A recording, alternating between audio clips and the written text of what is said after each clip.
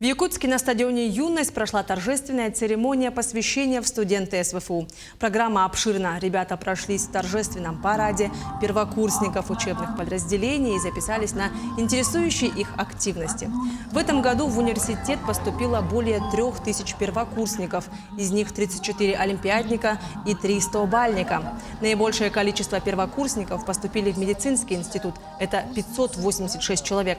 На втором месте институт математики и информатики, куда поступило 292 первокурсника.